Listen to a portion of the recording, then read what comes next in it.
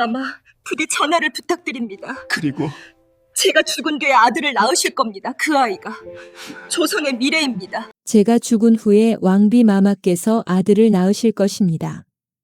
저는 만삭의 배를 안고 숨을 몰아쉬며 그 말을 했습니다. 1786년 9월 14일 오후 창덕궁 중의당. 제 옆에는 눈물을 흘리시는 임금과 효의왕후 마마가 계셨습니다. 4달 전 제 품에서 숨을 거둔 아들 문효세자의 죽음으로 저는 이미 반쯤 죽어 있었고 이제 진짜로 떠나려 하고 있었습니다. 임금께서는 제 손을 꼭 잡으시며 고개를 저으셨지만 저는 알고 있었습니다. 이것이 마지막이라는 것을. 이런 상황이 벌어진 데에는 아주 충격적인 이유가 있었습니다. 저는 조선 22대 왕 정조의 후궁이었지만 처음부터 그랬던 것은 아니었습니다.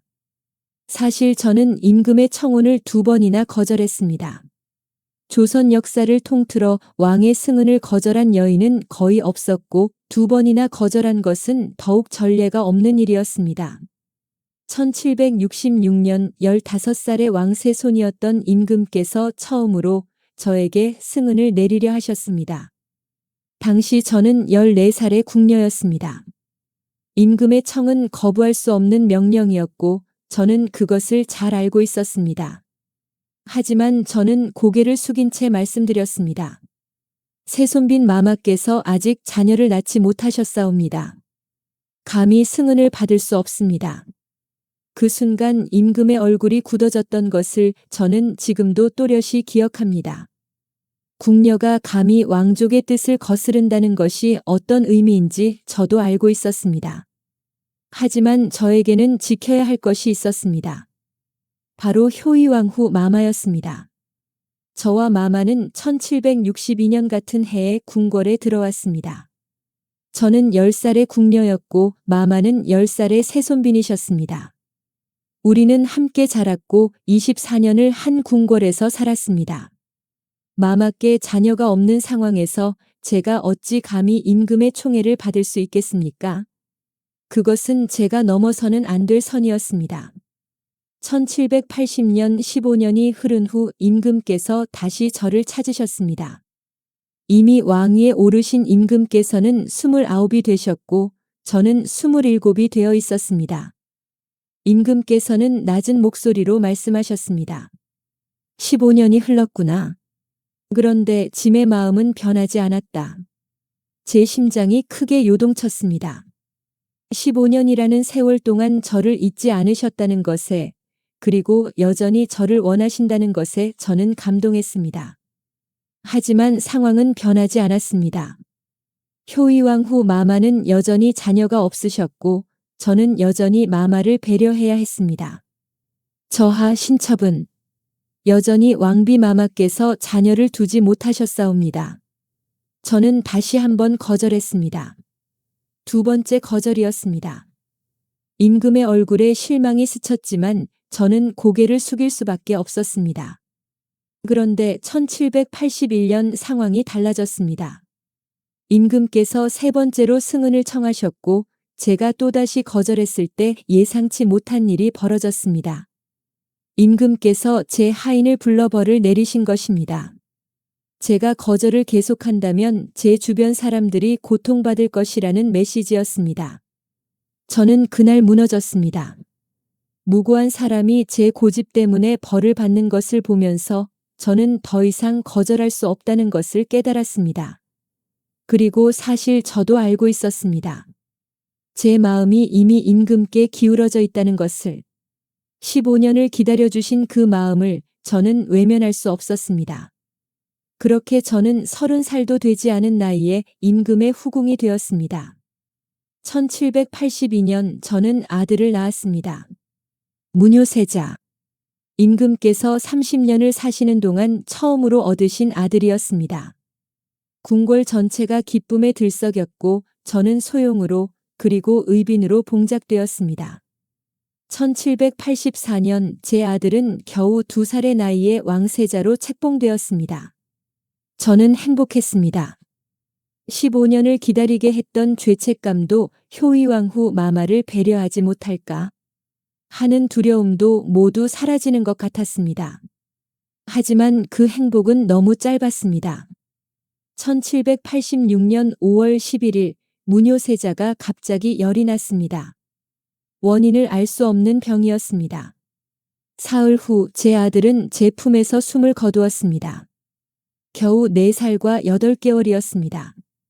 저는 그날 함께 죽었습니다. 제 영혼은 아들과 함께 떠났고 몸만 남았습니다. 임신 9개월의 몸으로 아들의 장례를 치르며 저는 제가 얼마나 더 버틸 수 있을지 알 수 없었습니다. 그리고 지금 9월 14일 오후입니다. 저는 임금과 효의왕후 마마를 바라보며 마지막 말을 남겼습니다. 제가 죽은 후에 마마께서 아들을 낳으실 것이라고. 그 아이가 조선의 미래가 될 것이라고. 저는 28배 임금의 승은을 받았고 33세 세상을 떠나려 하고 있었습니다. 15년을 기다리게 했고 5년을 사랑받았습니다. 왕의 청혼을 2번 거절했지만 3번째에는 받아들였습니다. 짧은 행복이었지만 저는 후회하지 않았습니다. 저는 효의왕후 마마를 배려하기 위해 15년을 거절했고 그것이 옳은 선택이었다고 믿었습니다. 진정한 사랑은 권력이 아닌 서로를 배려하는 마음에서 시작되기 때문입니다. 저는 눈을 감았습니다. 무뇨세자가 있는 곳으로 가기 위해. 이것은 조선 22대 왕 정조와 한 여인의 이야기입니다. 왕의 구애를 2번 거절했지만 15년을 기다리게 했고 마침내 사랑을 받아들였지만 짧은 행복 후 비극적으로 떠난 여인. 왕이 직접 묘지명을 써서 역사에 남긴 조선 역사상 가장 특별한 사랑 이야기입니다. 본 이야기를 시작하기 전에 구독과 좋아요로 힘을 주세요. 지금부터 그 이야기를 시작하겠습니다. 1766년 15살의 왕세손이 14살의 궁녀에게 마음을 고백했던 그날로 돌아가겠습니다. 세손빈 마마께서 아직 자녀를 낳지 못하셨사옵니다. 감히 승은을 받을 수 없습니다. 저는 고개를 숙인 채 입술을 깨물었습니다.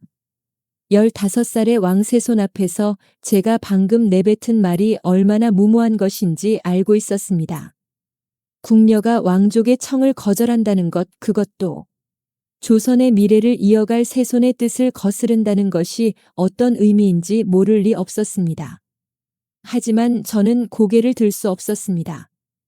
이런 상황이 벌어진 데에는 아주 충격적인 이유가 있었습니다. 1762년 저는 10살의 나이에 궁궐에 들어왔습니다. 아버지 성윤우는 권세가 홍봉안의 청직이었고 그 인연으로 저는 해경궁 홍씨 마마의 처소로 배속되었습니다. 당시 세손 저하의 아버지 사도세자께서 뒤주에 갇혀 돌아가신 그 해였습니다. 궁궐 전체가 슬픔과 공포로 얼어붙어 있었고 11살이었던 세손 저하는 하루아침에 아버지를 잃은 어린 소년이었습니다. 저와 같은 해에 세손빈 마마도 궁궐에 들어오셨습니다. 마마는 저보다 5달 어렸지만 이미 세손의 배필로 간택되신 분이었습니다. 10살의 소녀와 10살의 세손빈, 우리는 그렇게 궁궐에서 함께 자랐습니다. 밤마다 악몽을 꾸시는 세손빈 마마의 곁을 지키며 때로는 함께 눈물을 흘리기도 했습니다. 마마는 제게 언니이자 동료였고 때로는 함께 의지하는 친구였습니다. 4년이 흘렀습니다. 1766년 저는 14살이 되었고 세손 저하는 15이 되셨습니다. 그해 봄 처음으로 세손 저하께서 저를 찾으셨습니다. 너의 이름이 덕임이라 했느냐? 저는 놀라서 고개를 들었습니다. 세손 저하의 눈빛이 제게 머물러 있었습니다. 그 눈빛에는 호기심과 동시에 묘한 외로움이 서려 있었습니다. 저는 급히 고개를 숙이며 대답했습니다. 그러하옵니다, 세손 저하. 그날 이후 세손 저하는 자주 저를 부르셨습니다. 책을 읽다가 산책을 하다가 때로는 아무 이유 없이 저를 찾으셨습니다. 저는 그저 궁녀로서 분수를 지키려 애썼습니다. 하지만 세손 저하의 시선은 점점 더 뜨겁게 제게 머물렀고 저 또한 마음 한구석이 흔들리는 것을 느꼈습니다. 그해 여름이었습니다. 새손 저하께서 마침내 말씀하셨습니다. 덕임아, 짐의 곁에 있어다오. 그것은 청혼이었습니다. 승은을 내리시겠다는 뜻이었습니다. 15살 소년의 아직은 서툰 고백이었지만 그 안에는 진심이 담겨 있었습니다. 저는 머리가 하얗게 변하는 것을 느꼈습니다. 저하. 저는 입술을 깨물었습니다. 솔직히 말하자면 저도 새손 저하를 멀리할 수 없었습니다. 아버지를 잃은 슬픔을 간직한 채 홀로 버티시는 그 모습이, 때로는 책을 읽으시다가 먼 곳을 바라보시는 그 눈빛이 저를 흔들어 놓았습니다. 하지만 저는 새손빈 마마를 생각하지 않을 수 없었습니다. 당시 새손빈 마마와 새손 저하의 관계는 좋지 않았습니다. 아니, 정확히 말하자면 가까워질 수 없는 상황이었습니다. 사도세자의 죽음을 둘러싼 궁궐 안의 정치적 긴장, 그 속에서 새손 저하는 항상 경계하고 있었고 새손빈 마마 또한 자신의 위치에서 불안해하고 계셨습니다. 두 분은 부부였지만 진정으로 가까워지지 못했고 당연히 자녀도 없었습니다. 저는 그 상황을 너무나 잘 알고 있었습니다. 새손빈 마마가 밤마다 흘리시던 눈물을, 아이를 갖지 못하는 것에 대한 불안을, 새손 저하와의 거리감에 아파하시던 모습을 제가 모두 지켜봤습니다. 그런 마마를 두고 제가 어찌 새손의 총애를 받을 수 있겠습니까? 새손빈 마마께서, 저는 떨리는 목소리로 말을 이었습니다. 마마께서 아직 자녀를 낳지 못하셨사옵니다. 제가 감히 어찌 저하의 은혜를 받을 수 있겠습니까? 새손 저하의 얼굴이 굳어졌습니다. 그것이 무슨 상관이냐? 짐이 너를 원한다. 저하, 신첩은 궁녀이옵니다. 마마를 모시는 것이 신첩의 본분이옵니다. 마마께서 아직 자녀를 낳지 못하신 상황에서 신첩이 어찌 감히. 저는 더 이상 말을 잇지 못하고 눈물을 흘렸습니다. 새손 저하께 끌리는 제 마음도, 그러나 새손빈 마마를 저버릴 수 없는 제 처지도 모두가 저를 괴롭혔습니다. 덕임아. 새손 저하의 목소리가 낮게 가라앉았습니다. 그 목소리에는 서운함과 안타까움이 섞여 있었습니다. 짐은 너를 강제할 수 없구나. 저는 고개를 숙인 채 대답했습니다. 용서하옵소서 저하. 그날 이후 저는 새손 저하를 피했습니다. 최대한 얼굴을 마주치지 않으려 애썼고 부득이하게 뵙게 되면 고개를 깊이 숙였습니다. 새손 저하께서도 더 이상 저를 부르지 않으셨습니다. 다만 가끔 멀리서 저를 바라보시는 새손 저하의 시선을 느낄 때가 있었습니다. 그 시선은 슬펐습니다. 새손빈 마마는 제게 물으셨습니다. 덕임아, 내가 요즘 수심이 가득한 것 같구나. 무슨 일이 있느냐? 저는 고개를 저었습니다. 아무 일도 없사옵니다, 마마. 마마는 제 얼굴을 한참 들여다보시더니 한숨을 쉬셨습니다. 너도 참 답답한 아이로구나. 마마께서 무엇을 아시는지 모르시는지 알 수 없었습니다. 하지만 마마는 더 이상 묻지 않으셨고 저 또한 말씀드리지 않았습니다. 세월은 그렇게 흘러갔습니다. 1776년 영조 임금께서 승하하시고 새손 저하께서 왕위에 오르셨습니다. 저는 이제 23이 되었고 새손빈 마마는 효의왕후가 되셨습니다. 하지만 여전히 두 분 사이에는 자녀가 없었습니다. 저는 궁궐 한 구석에서 조용히 살았습니다. 정조 임금이 되신 새손 저하를 멀리서 바라보며 그분의 행복을 빌었습니다. 제 마음속 떨림은 깊이 묻어두었습니다. 그런데 4년이 더 흐른 1780년, 제가 27이 되던 해였습니다. 정조 임금께서 간택후궁을 들이셨습니다. 화빈윤 씨라는 16살의 어린 여인이었습니다. 저는 그 소식을 들으며 안도했습니다. 이제 임금께서도 후사를 잇고 궁궐에 새로운 기쁨이 찾아올 것이라고 생각했습니다. 하지만 그해 가을 다시 한번 제 앞에 나타나신 분이 계셨습니다. 덕임아. 저는 놀라서 고개를 들었습니다. 정조 임금께서 저를 바라보고 계셨습니다. 그 눈빛은 15년 전 그날과 똑같았습니다. 저하. 저는 황급히 무릎을 꿇었습니다. 임금께서 낮은 목소리로 말씀하셨습니다. 15년이 흘렀구나. 그런데 짐의 마음은 변하지 않았다. 제 심장이 크게 요동쳤습니다. 짐은 아직도 너를 원한다, 덕이마. 저는 고개를 들 수 없었습니다. 15년이라는 세월 동안 제 마음을 억눌러 온 감정이 한순간에 무너져 내리는 것 같았습니다. 하지만 저는 알고 있었습니다. 상황은 여전히 변하지 않았다는 것을. 저하 신첩은. 저는 떨리는 목소리로 말했습니다. 여전히 왕비 마마께서 자녀를 두지 못하셨사옵니다. 신첩이 어찌 감히. 임금의 얼굴에 실망이 스쳤습니다. 아직도 그 이유로 짐을 거절하는 것이냐? 용서하옵소서 저하. 저는 다시 한번 고개를 숙였습니다. 이번에도 저는 거절했습니다. 15년 만에 다시 찾아온 임금의 청을 두 번째로 거절하는 것이었습니다. 그날 밤 저는 혼자 눈물을 흘렸습니다. 제 선택이 옳은 것인지 아니면 어리석은 것인지 알 수 없었습니다. 다만 한 가지는 확실했습니다. 저는 효의왕후 마마를 저버릴 수 없었고 그것이 제가 지켜야 할 마지막 도리였습니다. 하지만 운명은 제게 세 번째 기회를 주려 하고 있었습니다. 그리고 그 세 번째는 제가 거절할 수 없는 방식으로 찾아올 것이었습니다. 성덕임의 하인을 당장 불러라. 저는 그 말을 듣고 온몸이 얼어붙었습니다. 1781년 초봄 다시 한번 제 앞에 나타나신 임금께서 세 번째로 승은을 청하셨을 때 저는 또다시 거절했습니다.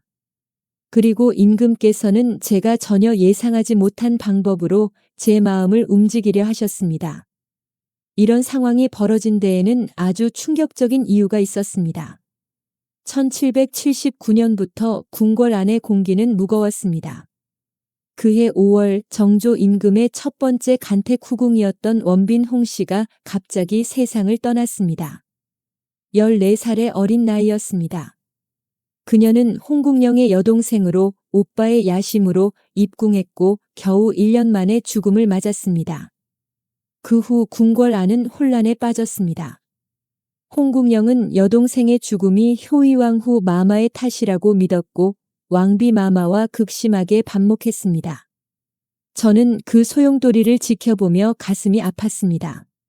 원빈 홍씨는 권력의 희생양이었고 그녀의 죽음은 궁궐에 더 깊은 상처를 남겼습니다. 1780년 홍국영이 실각하고 귀양을 갔습니다. 그리고 그해 3월 새로운 후궁이 들어왔습니다. 화빈윤 씨 16살의 젊은 여인이었습니다. 정조 임금께서는 29세가 되셨지만 여전히 자녀가 없었고 신하들의 압력으로 어쩔 수 없이 두 번째 간택 후궁을 받아들이셨습니다. 저는 화빈 마마가 입궁하시는 날을 지켜봤습니다. 어린 얼굴에 긴장이 가득했지만 눈빛만은 야심으로 빛나고 있었습니다. 저는 마음 한구석에서 불안함을 느꼈습니다. 그 불안은 곧 현실이 되었습니다. 1780년 12월 화빈윤 씨가 임신했다는 소식이 전해졌습니다. 궁궐 전체가 들썩였고 임금께서도 기뻐하시는 듯 했습니다. 산실청이 설치되었고 모두가 왕자의 탄생을 기다렸습니다. 하지만 몇 달이 지나도 1년이 가까워져도 화빈 마마는 해산하지 못했습니다. 저는 그 상황을 멀리서 지켜봤습니다. 궁궐 안의 분위기는 점점 이상해졌습니다. 화빈 마마는 임신 10개월이 지나도록 아이를 낳지 못했고 사람들은 수군거리기 시작했습니다. 그것은 상상 임신이었습니다. 화빈 마마는 너무나 간절히 아이를 원했던 나머지 자신이 임신했다고 믿어버린 것이었습니다. 임금께서는 실망하셨지만 아무 말씀도 하지 않으셨습니다. 다만 화빈 마마를 대하시는 태도가 조금씩 차갑게 변해가는 것을 저는 느낄 수 있었습니다. 그리고 더 큰 문제가 시작되었습니다. 화빈 마마는 질투가 심했습니다. 효의왕후 마마를 향한 질투는 분수를 넘어섰고 저를 향한 시선은 저기로 가득했습니다. 저는 그저 궁녀였을 뿐인데 화빈 마마는 저를 경계했습니다. 어쩌면 임금께서 제게 2번이나 승은을 청하셨던 일을 알고 계셨는지도 모릅니다. 1781년 초 임금께서 다시 저를 부르셨습니다. 덕임아, 이제는 내 곁에 있어다오. 저는 고개를 숙였습니다. 15년 동안 변하지 않은 그 목소리에 제 마음도 흔들렸습니다. 하지만 저는 여전히 효의왕후 마마를 생각하지 않을 수 없었습니다.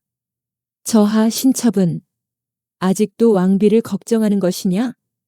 임금의 목소리에 안타까움이 묻어났습니다.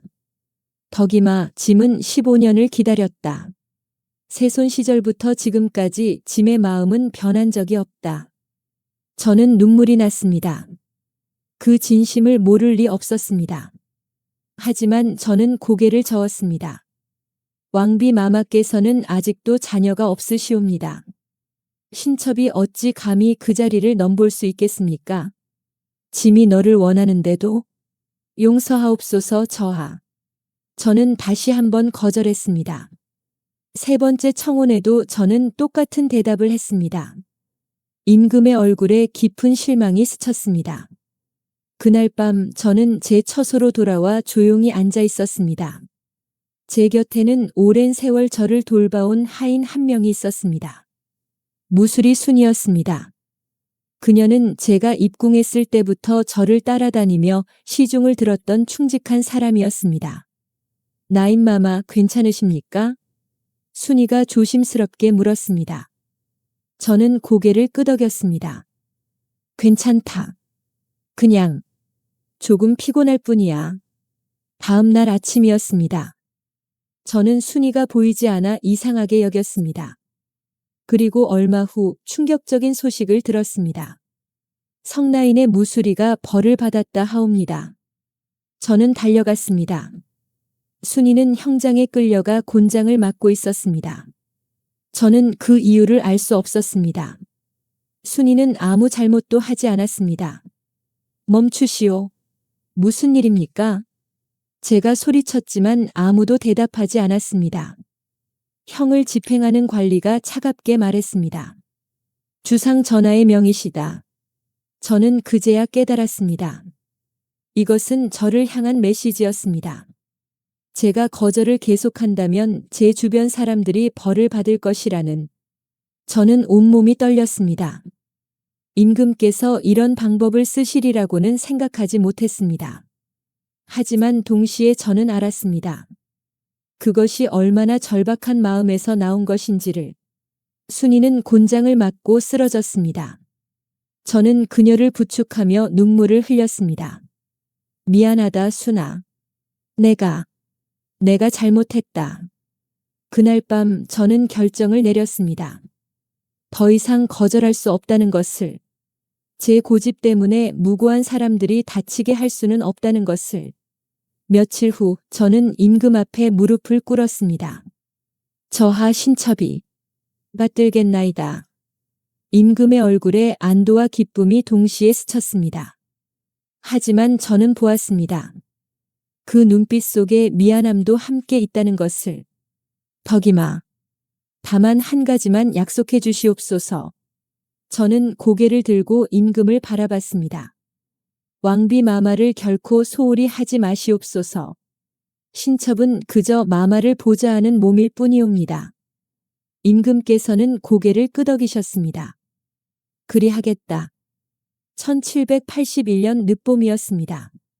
저는 28배 나이에 마침내 임금의 승은을 받았습니다. 15년 동안 2번이나 거절했던 사랑을 3번째에 받아들인 것이었습니다.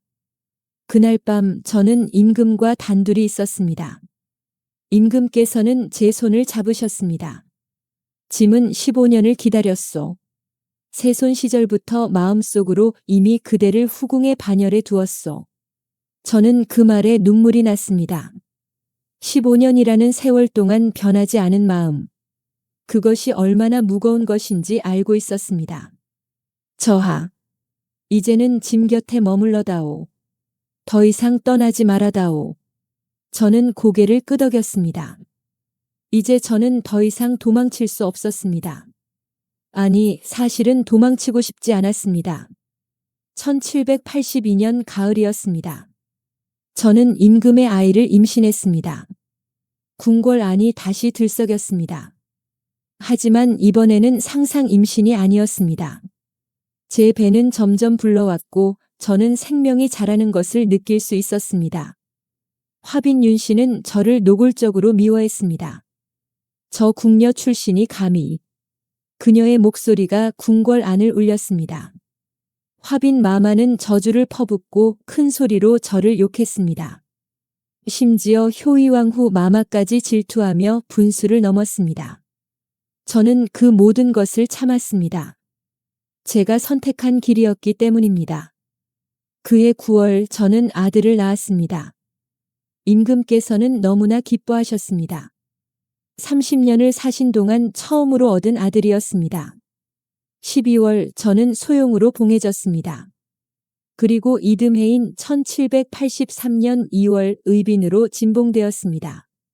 궁녀 출신의 제가 정일품 빈의 자리에 오른 것이었습니다. 효의왕후 마마는 저를 불러주셨습니다. 덕이마. 저는 고개를 숙였습니다. 마마. 내가 아들을 낳아주어서 고맙구나. 마마의 목소리에는 슬픔이 묻어 있었습니다. 자신이 낳지 못한 아이를 제가 낳은 것에 대한 복잡한 감정. 저는 그것을 이해했습니다. 마마, 이 아이는 마마의 아들이기도 하옵니다. 저는 진심으로 말씀드렸습니다. 마마는 잠시 저를 바라보시더니 눈물을 흘리셨습니다. 고맙다, 덕이마. 내가 곁에 있어 다행이다. 저는 그날 깨달았습니다. 제가 15년 동안 거절했던 이유가 틀리지 않았다는 것을.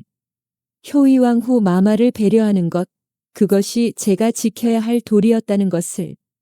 하지만 저는 몰랐습니다. 이 작은 행복이 얼마나 짧게 끝날지를. 그리고 그 끝이 얼마나 비극적일지를. 저나 세자께서 오늘도 글을 3장이나 읽으셨습니다. 저는 4살이 된 아들의 손을 잡으며 임금께 아뢰었습니다. 1786년 봄 무뇨세자로 책봉된 제 아들은 총명하고 건강하게 자라고 있었습니다. 임금께서는 아들을 보시며 환하게 웃으셨습니다. 역시 짐의 아들이로구나. 저는 이 순간이 얼마나 소중한지 알고 있었습니다. 30년을 기다리신 임금께서 마침내 얻으신 아들. 조선의 미래를 이어갈 세자. 저는 그저 이 행복이 영원하기를 바랐습니다. 이런 상황이 벌어진 데에는 아주 충격적인 이유가 있었습니다. 1782년 9월 7일 새벽, 저는 창덕궁 연화당에서 아들을 낳았습니다. 진통이 시작되었을 때 붉은 빛이 침실을 비추었고 해가 떠오르는 것 같은 광채가 온 방을 환하게 밝혔다고 합니다. 저는 그 순간을 또렷이 기억합니다. 아이의 첫 울음소리, 그리고 임금께서 달려오시던 발소리를. 아들입니다, 저하. 건강한 왕자이십니다.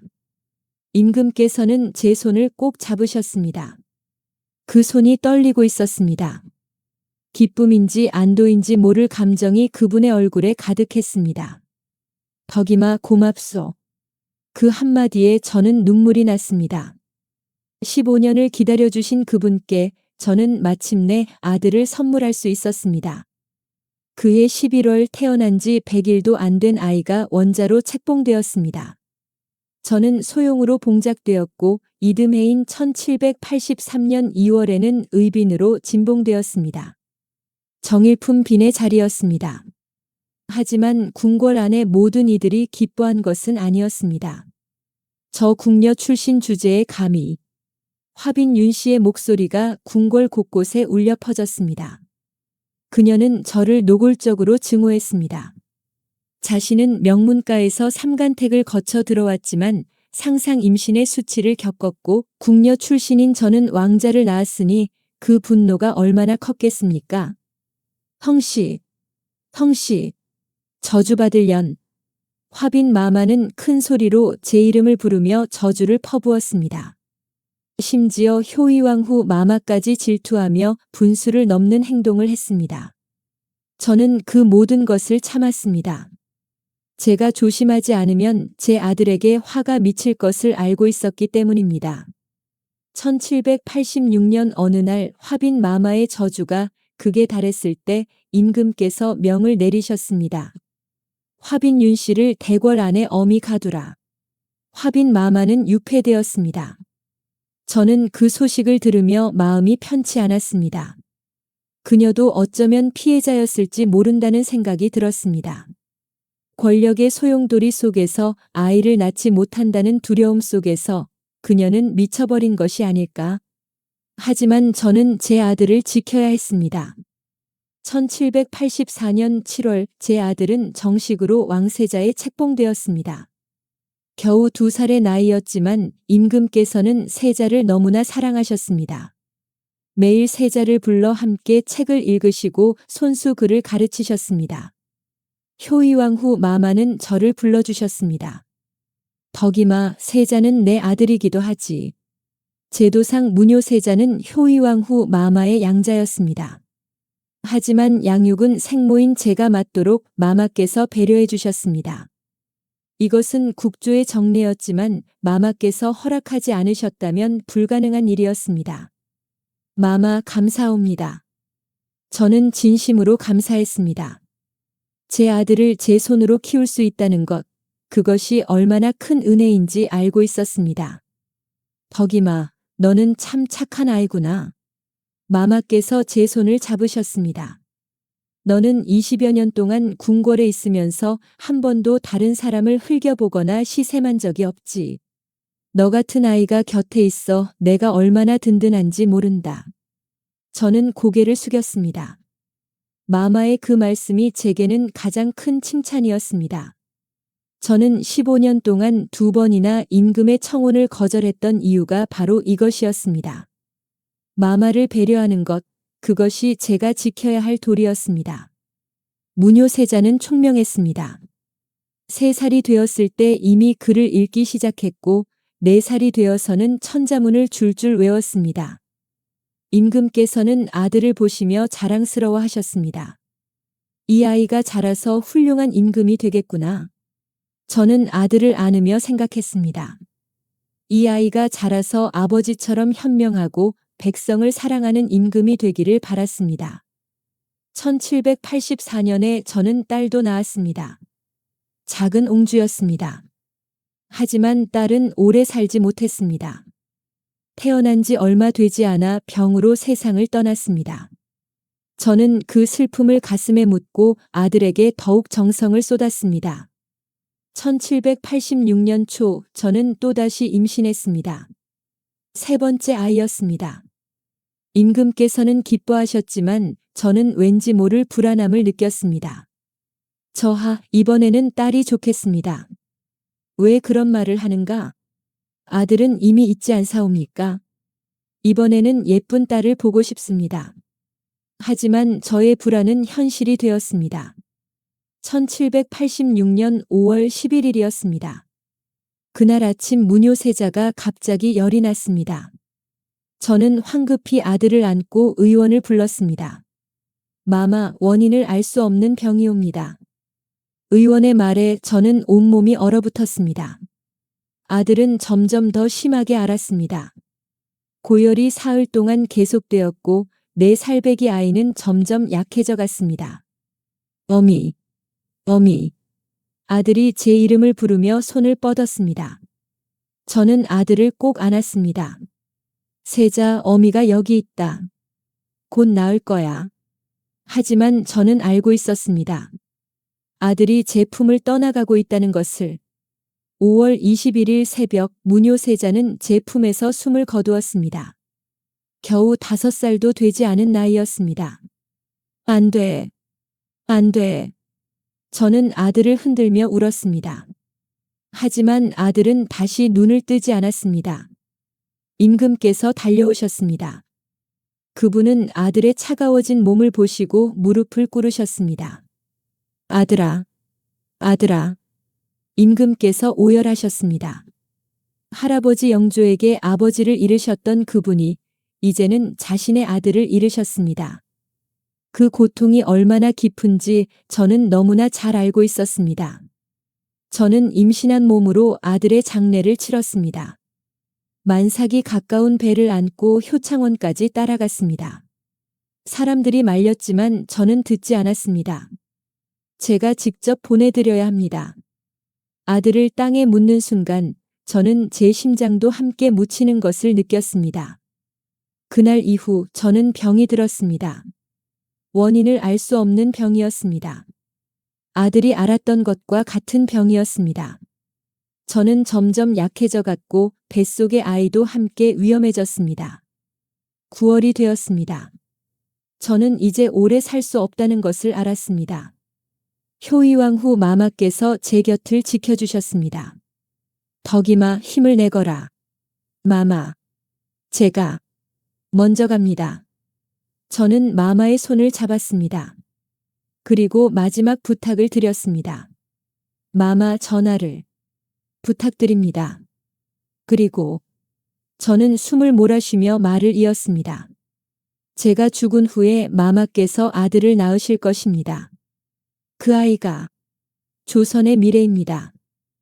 효이왕후 마마는 눈물을 흘리셨습니다. 덕이마 무슨 소리냐? 내가 낳을 거야. 하지만 저는 알고 있었습니다. 제 시간이 얼마 남지 않았다는 것을, 그리고 이것이 제가 마마께 드릴 수 있는 마지막 위로라는 것을. 마마, 제가 죽은 후에 왕비마마께서 아들을 낳으실 것입니다. 저는 숨이 가빠지는 와중에도 임금께 그 말씀을 드렸습니다.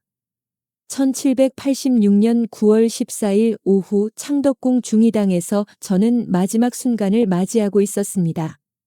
만삭의 배를 안고 4달 전 떠나간 아들 생각에 마음이 찢어지는 듯 했지만 저는 마지막까지 이 나라의 미래를 걱정했습니다.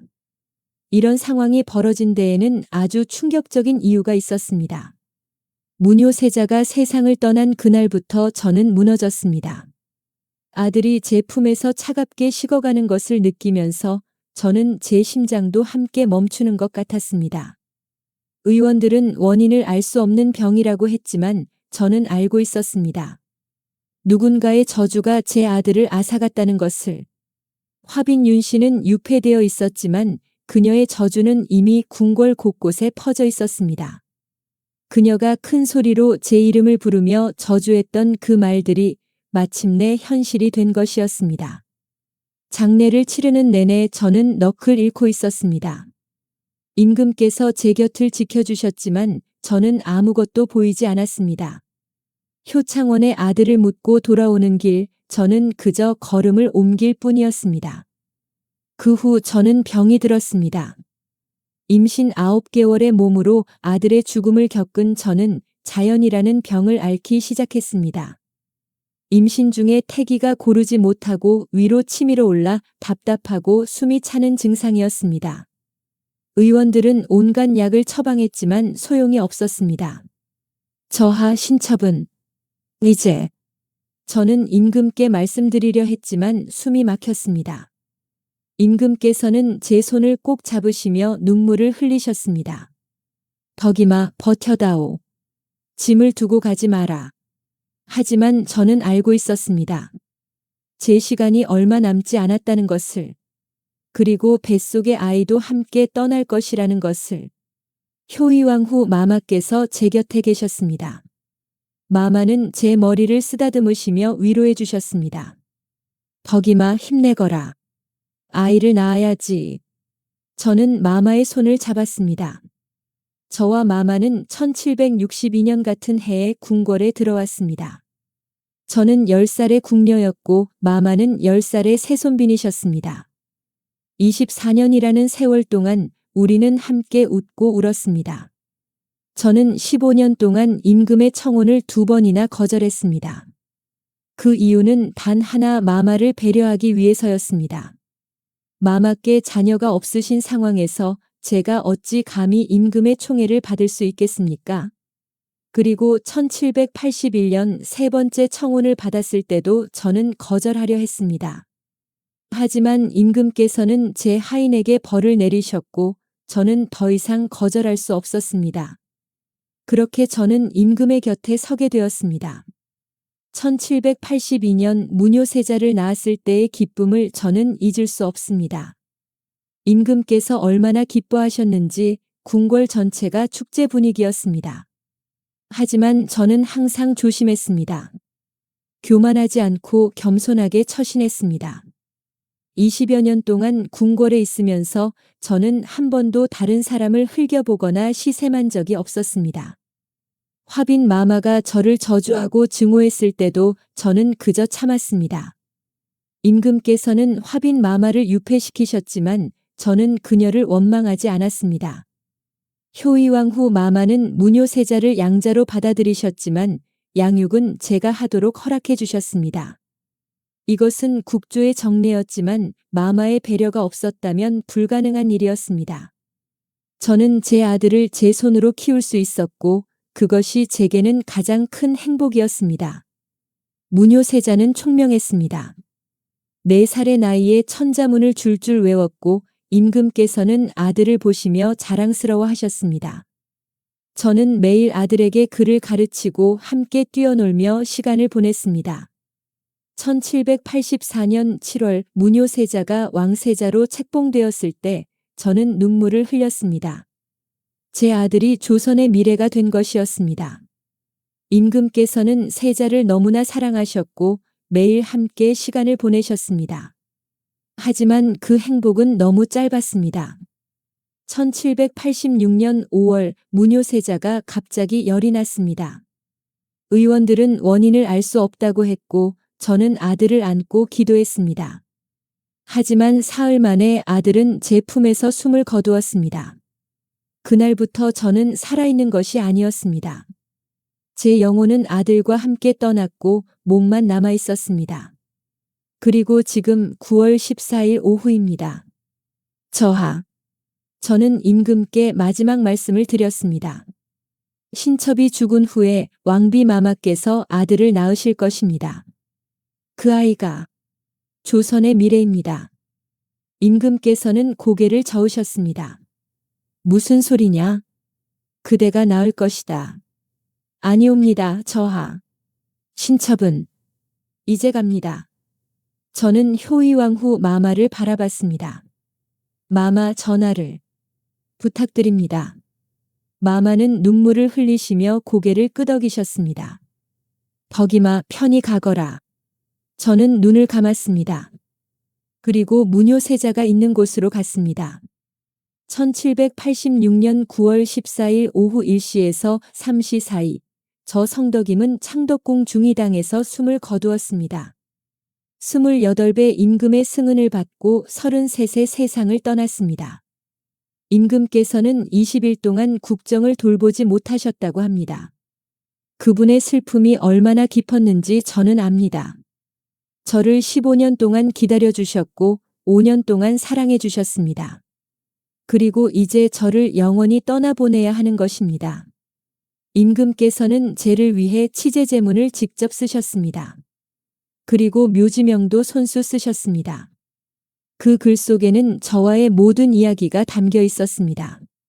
15년 동안 2번이나 거절당한 사랑 이야기, 그리고 마침내 맺어진 5년간의 행복, 그리고 비극적인 이별까지. 제 유언대로 그 후 효이왕후 마마께서 임신하셨습니다. 1790년 수빈 박씨가 아들을 낳았고 그 아이가 훗날 순조 임금이 되었습니다. 저는 서삼릉 의빈묘에 묻혔습니다. 아들 무뇨세자 곁에 묻히고 싶었지만 그것은 허락되지 않았습니다. 하지만 1944년 무뇨세자의 효창원이 서삼릉으로 이장되면서 저는 마침내 아들 곁으로 갔습니다. 지금도 서삼릉에는 저와 제 아들이 나란히 잠들어 있습니다. 그리고 임금께서 손수 쓰신 묘지명이 저를 기억하고 있습니다. 세자께서 먼저 가셨습니다. 제가 임금께 그 말씀을 드렸을 때 임금의 얼굴에서 모든 빛이 사라졌습니다. 1786년 5월 21일 새벽 무뇨세자는 제 품에서 숨을 거두었습니다. 겨우 4살과 8개월 조선의 희망이었던 아이는 그렇게 짧은 생을 마감했습니다. 이런 상황이 벌어진 데에는 아주 충격적인 이유가 있었습니다. 저는 제 아들을 따라갔습니다. 9월 14일 오후 임신 9개월의 몸으로 창덕궁 중의당에서 마지막 숨을 거두었습니다. 아들이 떠난 지 꼭 4달 만이었습니다. 저는 마지막 순간까지 임금과 효의왕후 마마를 걱정했습니다. 제가 죽은 후에 마마께서 아들을 낳으실 것입니다. 그것이 제가 남긴 마지막 말이었습니다. 저는 그렇게 믿었습니다. 조선에는 반드시 후사가 이어질 것이라고, 그리고 그 아이가 이 나라를 이끌어갈 것이라고, 임금께서는 제가 숨을 거둔 후 20일 동안 국정을 돌보지 못하셨다고 합니다. 승정원 일기에는 그 기간 동안 임금의 기록이 거의 없습니다. 단지 나라의 홍역이 크게 돌아 어쩔 수 없이 다시 국정으로 돌아오셨을 뿐이었습니다. 임금께서는 저를 위해 손수 치제제문을 쓰셨습니다. 세자의 장례식을 윤 7월에 치렀는데 11월에 의빈의 장례식을 치르게 되니 그 슬픔이 아들 때보다 더 깊구나. 임금의 글 속에는 깊은 슬픔이 배어 있었습니다. 아들을 잃은 슬픔, 그리고 15년을 기다려 맺어진 사랑을 잃은 슬픔. 2가지 슬픔이 임금의 가슴을 찢어 놓았습니다.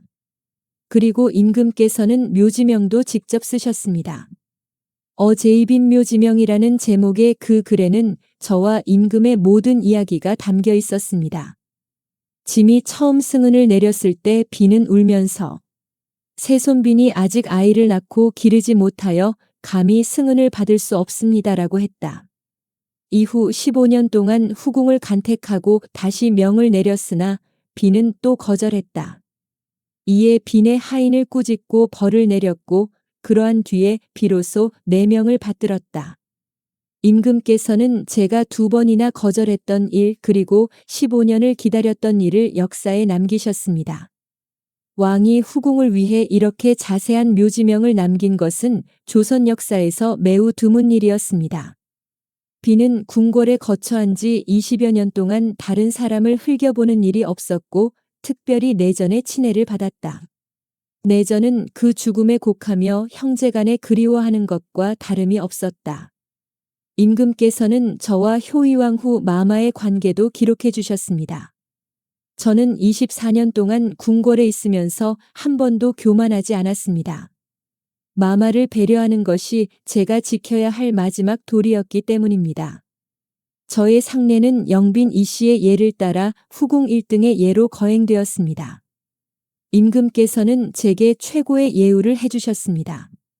저는 처음에 고양군 율목동에 묻혔다가 효창원 왼쪽 언덕으로 옮겨졌습니다. 지금의 효창공원 자리였습니다. 하지만 일제강점기가 되면서 제 묘는 또다시 옮겨졌습니다. 1940년 저의 묘가 서삼릉 경내 후궁묘역으로 이장되었습니다. 그리고 1944년 제 아들 문효세자의 효창원도 서삼릉으로 이장되었습니다. 그렇게 저는 마침내 아들 곁으로 갔습니다. 158년 만에 저는 제 아들과 다시 함께하게 되었습니다. 지금도 서삼릉에는 저와 문효세자가 나란히 잠들어 있습니다. 제 묘비에는 의빈 창녕성 시지묘라고 새겨져 있고 아들의 묘에는 효창원이라는 이름이 새겨져 있습니다.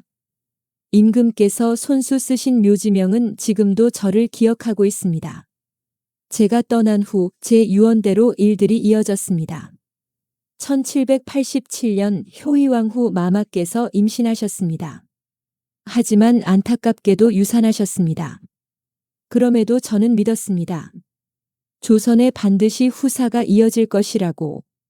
1790년 6월 18일 수빈 박씨가 창경궁 집복헌에서 아들을 낳았습니다. 그 아이가 훗날 제23대 왕 순조가 되었습니다. 임금께서는 제가 떠난 지 4년 만에 다시 아들을 얻으셨습니다. 임금께서는 그 아들을 보시며 말씀하셨다고 합니다. 이 아이는 사도세자께서 내려주신 아들이다. 임금께서는 아버지 사도세자의 묘를 수원으로 옮긴 후 얻은 아들이라며 아버지의 은혜라고 믿으셨습니다. 그리고 순조는 효의왕후 마마의 양자로 입적되었습니다. 효의왕 후 마마는 제가 떠난 후에도 오래 사셨습니다. 1821년까지 사셨으니 저보다 35년을 더 사신 것입니다.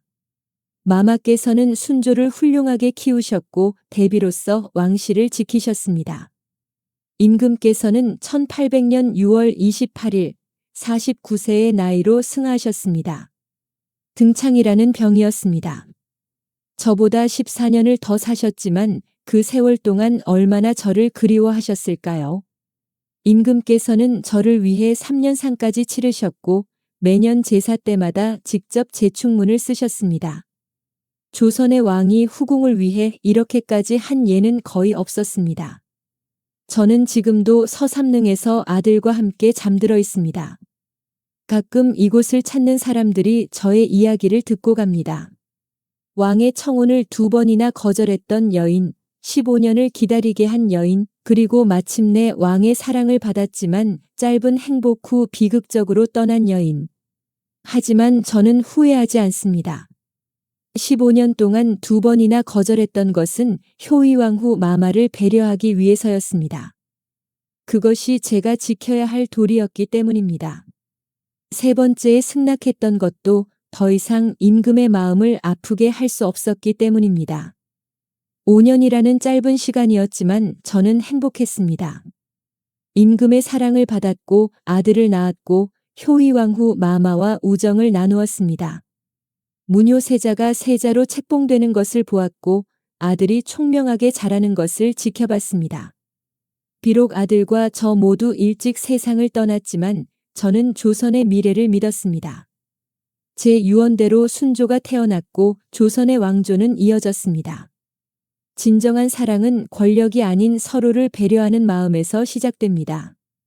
저는 15년 동안 효의왕 후 마마를 배려했고 마마께서는 저를 친애해 주셨습니다.